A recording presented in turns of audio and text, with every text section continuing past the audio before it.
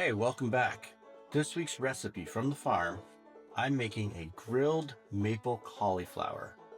Move over, burgers. This could be your new favorite thing from the grill.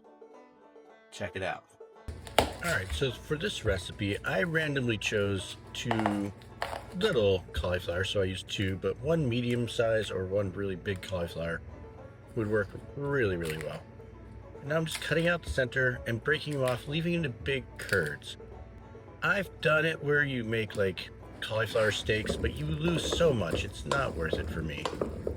So now I toss it with about a quarter cup of olive oil or some other neutral oil. I'm gonna add my spice. You can check out the spice blend on my website.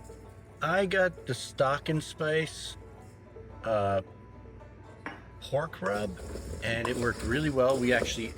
Paula from Stock and Spice actually added a little bit of like dried tomato to mine, but if you got the pork rub from her, that would work really well as well.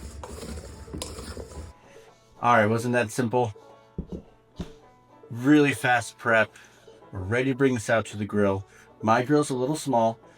Gonna have it on a medium-high heat, about 10 to 15 minutes, turning it occasionally. Let's do it. While it's on the grill, I'm gonna get my marinade ready. I'm gonna add about a quarter cup of maple syrup, a little more if you want. I'm kind of going for a North Carolina style barbecue, so it's a little bit wetter.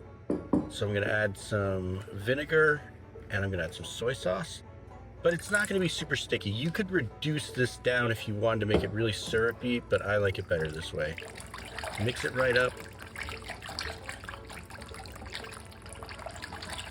And here we are out at the grill. I'm gonna start. Apologize for the handheld camera view. Gonna flip my cauliflower. A little bit of charring is really good. It really adds to the flavor. So I'm gonna work on flipping those. And then close that down. And you can see the fields. You can see my high tunnel, my tomato tunnel, the big tunnel. Just had my first tomatoes from there, and off to the left there are the potatoes. About to harvest new potatoes soon.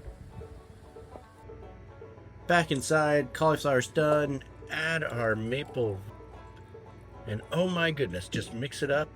Again, it's a little soupy, but you mix it up while you're eating it. It is fantastic.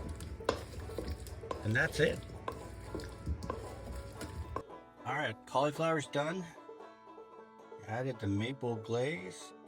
Let's give it a try.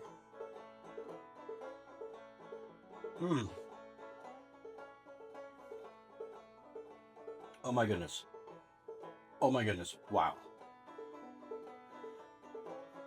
Try this one out. It's really good. Really simple to make too. Wow. I'm really happy with that. So until next time, keep planting, keep cooking, do something good. It's so good.